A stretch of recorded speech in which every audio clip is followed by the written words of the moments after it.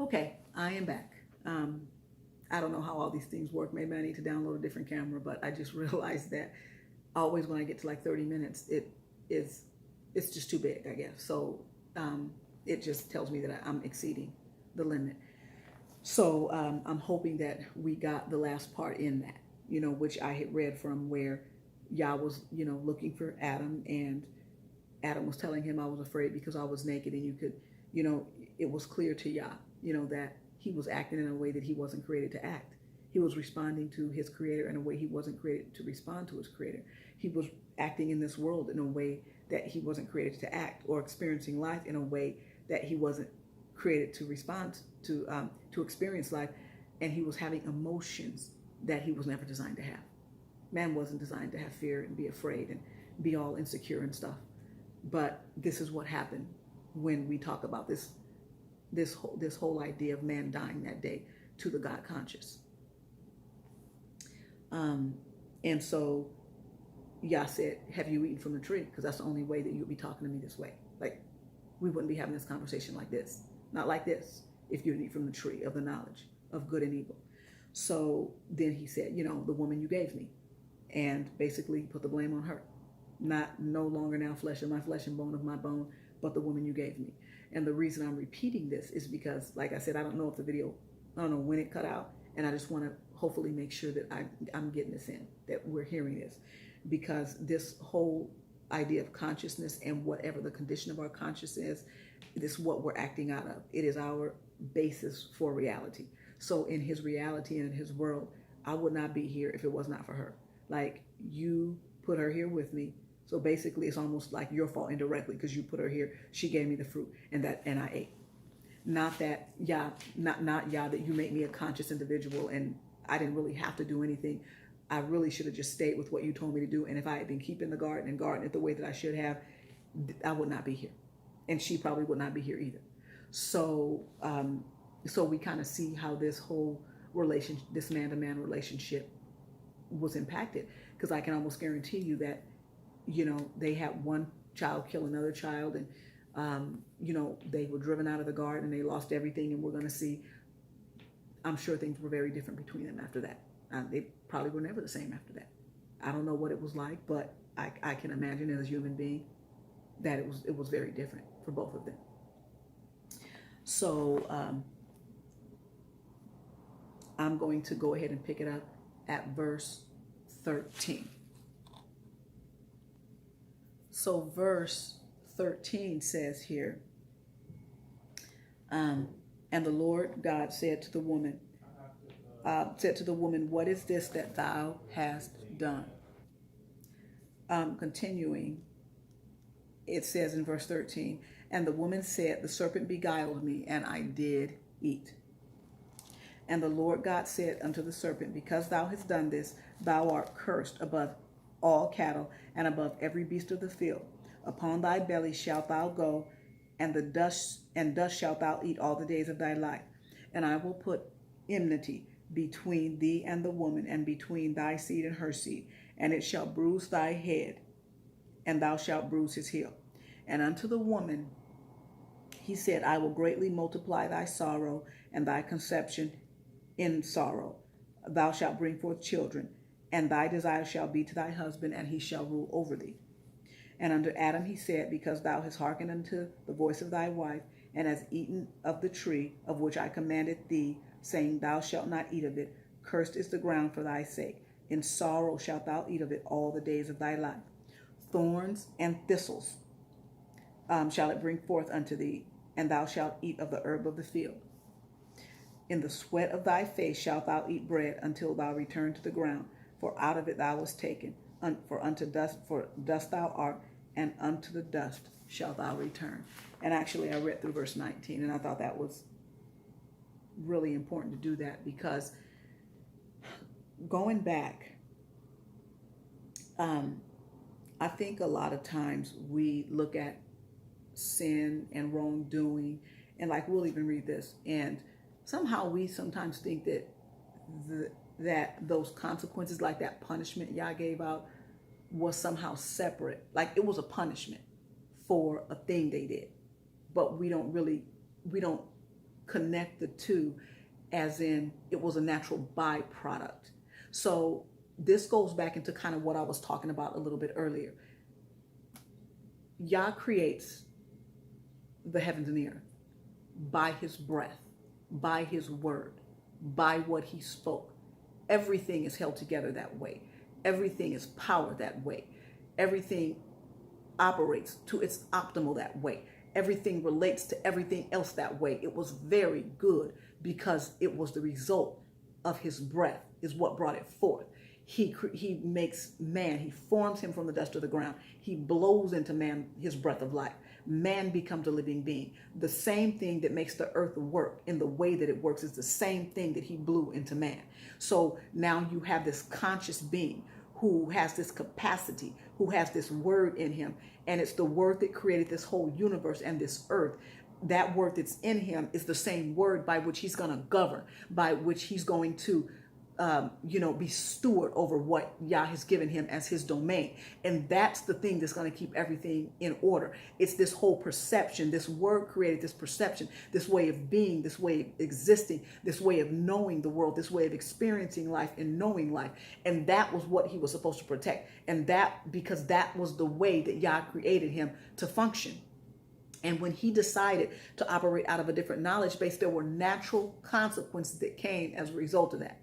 And so sometimes we look at these things and we think, oh, there was the sin. Oh, and then there was the punishment. No, it was a natural byproduct of what happened. You're operating out of a different knowledge base. And if you're going to operate out of a different knowledge base, out of a word that is different from the one that when I blow into you, that went into you, that caused you to be a conscious being, that caused you to have this perception. If you're now in a different knowledge base, operating out of a different word, then you're not governing with the word that I created you to govern by, and you're not governing by the word that the earth is going to respond to. And so now that you're operating out of a different knowledge base and a different word, the earth is not going to respond to it in the same way. So when there's an interruption of Yah's word, which brings about life, an interruption of life, we call that death. You can look at it any way you want in terms of, whether we don't take care of our bodies the right way, whatever the case might be. When we get out of alignment with what Yah has created and the way that he's created things to be, that's going to be an interruption of life when we interrupt his word. And that interruption of word produces death. And this is actually what was happening here. So instead of them having this experience that Yah created them to have with the world, now they were both going to have sorrow. Her sorrow in conception and bringing forth children, him sorrow in his work. I mean, he's going to have to work really hard. I don't want to say maybe like a dog, but he was really going to have to work really hard to bring forth the bread that they were going to eat. And this was a very, very different way of being, a very different way of knowing the world, a very different way of knowing the Creator, a very different way of experiencing life in the world when they had everything in that garden and they lost it all because they were now operating out of a different knowledge base. And it was a knowledge base that Yah never intended them to operate out of. And it's that consciousness, that God conscious, that Yah is trying to get us back to. That's the journey we have to take. And in the next video, when we talk more about what it means to be the seed of Abraham, and we go into the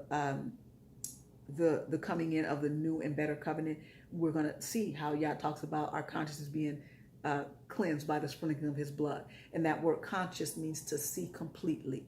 That's basically what it means. So he has to give us a new sight by giving us a new conscious. And when we have this new sight or perception, we have this new reality. It also fits in with Romans that talks about how we are to be transformed or literally changed by the renewing of the mind. Because when our mind is renewed, our perception is renewed. When our perception is renewed, our reality is renewed. And we're renewed. We act out of something that's totally different than what it was that we had. This whole idea of consciousness is extremely important when we're talking about what it means to be the seed of Abraham. Because it was what Abraham did, but it was what he did based on what was going on the inside of him. And we'll see that. So thorns and thistles, and he said you're going to return unto the dust. So immediately man died. But now the end result on this earth, there's going to be the end of what, at least the temporary end of what you decided to do. It's going to manifest itself in physical death. So now you're not going to live forever anymore. Man was never meant to die, but you're not going to live forever anymore, because now you're operating out of different knowledge base. You have interrupted. You have stopped being in line with my word. You've interrupted my word, which is an interruption of the flow of life. And when you interrupt the flow of life, you bring about death. So when we think about the tree of the knowledge of good and evil, we're literally talking about two trees that represented two different knowledge bases. Because when we think about what happened with that perception, first it was a God conscious, right? And that was their perception. But when they ate, the first thing that they saw was self. It's the first thing they saw. And everything that they saw, everything else they did in response to that came out of this origin of self-perception.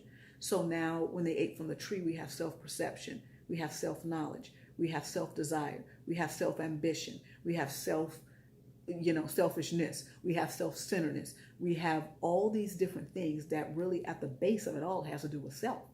And then we understand why Yahushua says, you must deny self, take up your cross and follow me. And we understand in 1 Corinthians, the love chapter 13, why it talks about love the way it does. Because a lot of people might think that the opposite of love is hate, but the opposite of love is self. So when we think about 1 Corinthians 13 and we talk about love is kind, love is not boastful. But if we talk about the vices of that and we go back, we will find that the opposite of love is actually self. Because if we're not operating in love, then we're operating in self. If I'm not kind to you, then I'm at the root of that. Are you getting on my nerves? Are you, you know what I mean? Do I think, am I being impatient with you because of something that I don't want to be patient, but it's still self-serving? Love is not jealous. It's not envious. If I am, you must have something. You have something I want you. But do you see how that goes back to me? Love is not puffed up. So if I'm puffed up, I'm full of myself. So we can see why we have to come into this God consciousness, this God perception, this God kind of love, this God kind of mind, this heart. Because if we don't come into that, we'll never be equipped to step into who he has called us to be as a people and do what he's called us to do on this earth as a people. So that the tree of the knowledge of good and evil represented this self-knowledge, this different way of doing things and living and existing, and all, and it's not a good way, clearly. But the tree of the knowledge of good and evil represented the God kind of knowledge, the God kind of life, what God wanted man to experience, a perception that was, or a reality that was based on a God conscious, which would have been true reality. So that's what the tree the tree of life represented. And Yah has always said, I set before you life and death. Choose life that you might live. Here they have the tree of the knowledge and good and evil, which would bring about death, and the tree of life that would bring about life. And we see that same pattern that we saw with our people when, he said, I set before you life and death. And we see that same pattern. Basically, if you choose life, you're going to live. If you don't, you're going to die. And we saw them being driven from the garden, which was almost like being driven from a type of a land. We saw the same thing happen with our people. You didn't obey, you're going to be driven from the land, just like the nations before you. So we see these motifs, we see these, what I like to call echoes, these things that Yah has done, that he says that he does not change. His nature literally doesn't change. So what we will see him operate in these patterns, same concept, same thing over and over and over again. Might be different people, might be a different, context, but it's going to be the same thing because his standards are the same. So this is what he's trying to restore us to. That's what was lost in the garden, this God conscious, and that's what he wants to restore us to.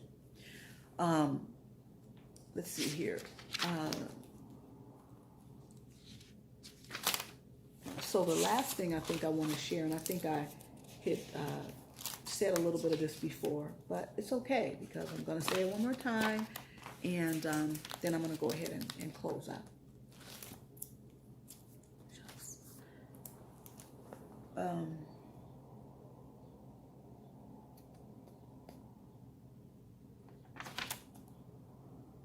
All right, so I think one of the things that I really want to close with today is, and I think it's really it's an encouragement to us as man, because a lot of times we get caught up in what we're doing wrong, what we're not doing right. And it's like, gosh, I just want to stop doing that. Like, I knew that was wrong. Like, why did I do that? Why did I eat that? Why did I, whatever it was, why am I acting like that? Like, I really I don't want to be like this, Father. So I think instead of, praying and saying, Father, help me to not sin. Father, heal my conscience. Because we literally are expressing on the outside of ourselves what's going on the inside of ourselves. There is a state and a way of being that either is going to produce truth and error, or probably a little bit of both, because this is a journey for all of us. Nobody, I don't believe, is there right now. Like, we don't have it. I do believe that, like the scripture says, be perfect because I'm perfect. It said Noah was perfect, and but perfect in the sense of not lacking. So a lot of times we get focused on the actions, and Yah is saying, don't focus on the actions, focus on the conscious. That's why it's important for us to take in the word, to meditate, to study, to pray, to be around people who love Yah, to be around people who are walking that way, because they're going to help us, and we're going to learn what it means to have that conscious, that way of being, that way of knowing. It's going to help us in that way. And then we'll act out of a way that is very different. And we'll see our actions change when we see our conscience change. So I think that's one of the last things that I want to leave with you today, is that we have to address our conscience. And it's our conscience that God wants to heal. And it's our conscience that Yah wants to restore, so that we can be prepared to be the people. And that's why he said, when the last days, I'm going to make a new covenant with the house of Judah and with the house of Israel. I'm going to write my laws in their hearts and in their minds. Nobody's going to have to say know the Lord, because they're going to all know me, from the greatest to the least. So it's going to be in our conscience. He's going to give us that God conscious. And with that God conscious, we're going to be able to rise up and be the people that Yah has called us to be. Do the things he's called us to do, and bring this earth back to the original state that it was when he created it. Be the conduit for him to clean it up, for his kingdom to come to this earth. Because it's, a lot of Christians are looking for, something to happen outside of us. But what did Yahushua say? Or some call Jesus, or some call Yahushua HaMashiach. What did he say? He said, the kingdom is not with observation. Like, don't look here or there, under here, over there, because the kingdom is not outside of you. The kingdom is in you. So it is us, as we live according to that and allow Yah to heal our conscience, we are living according to Yah's laws, statutes, and commands out of that conscience. That is where we are living as citizens of the kingdom, and that is going to be the source of where his power is going to really begin to flow. So I just want to leave that with you today. And the other thing I just want to say real quick is, and I actually wanted to say it in the beginning, I just want to take, if it's just like maybe a minute or two, for us to remember and be in prayer for the young man who was murdered by the police, legalized terrorism. And I sat in silence this morning, and I was in tears this morning, because as somebody who's part of the Hebrew community, who identifies as an Israelite, and just our people in general, it's heavy, because it is a lot of times hard to make sense of what it doesn't seem like you can make sense of. Like, why do certain people groups get so much pleasure out of our pain, out of our suffering? It's almost like they like to do it. And I don't like to really stay in those spaces and places, because I can go to a bad place really quick. And I think that anybody who's kind of watching me right now and hearing what I'm saying, you know exactly what I mean when I say I can go to a bad place. And I don't want to live in that kind of a space or a place, because even though it's really hard, I believe that staying in a space in a place like that is not something where Yah can really bring about what he wants to bring about. And I think that we can see that when our people came up out of Egypt. I clearly, am looking forward to the day when Yah repays certain people for the things that have been done. And like I said, I mean, it's hard. I think one of the things that's hard for us as a people, I think I can speak when I say, when injustice is done and there is no justice, there is no closure. And for me, it's really one of the reasons why I came out of Christianity. It's not the only reason, but it was really eye-opening for me. About 5 years ago, yet another shooting had happened. And for the most part, the Christian church, especially white evangelicals, don't say anything about it. I mean, it's just like it didn't even happen. And I think even though I haven't known what to say, I didn't watch anything because I don't want to watch it. I don't want to see anything like that. And I hope that these channels and these people that are putting this stuff out will be sensitive, because he has a family. He has a family. And so for them to see something like that, I don't even have words to say. But as a people, my prayer is just that we will continue to grow, and we will continue to trust in the Most High, knowing that the day is going to come where this is going to end. And you can never sow the kind of seeds that are being sown and not get a harvest. When that harvest is coming, I don't know. But I know that harvest is going to come. And my prayer is really for his family and really for us as a people, that we would continue to persevere. We would continue to not lose faith, that we wouldn't lose faith, that we would continue to put our trust in the Most High. Because it is hard when that's the case.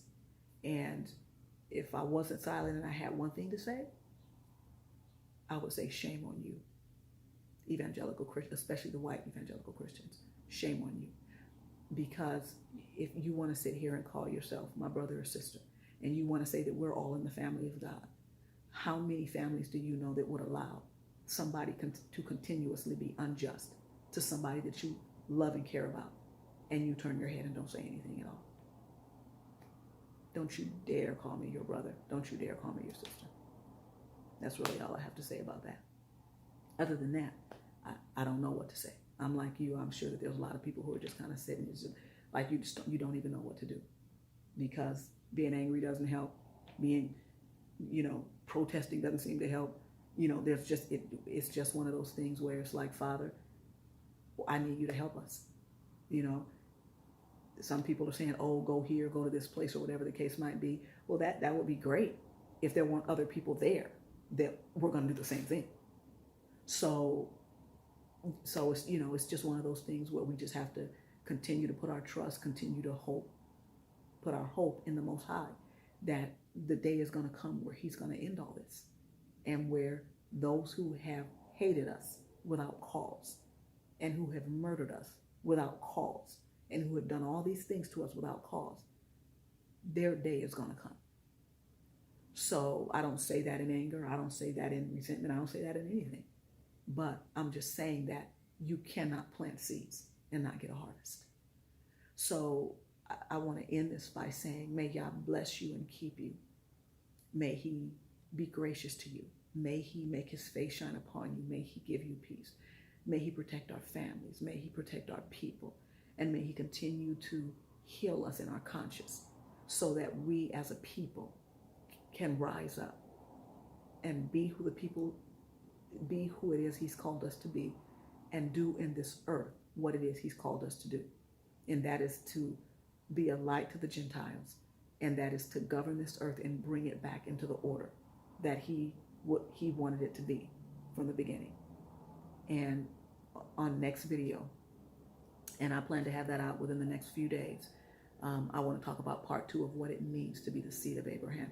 And then we're going to go into how all this connects.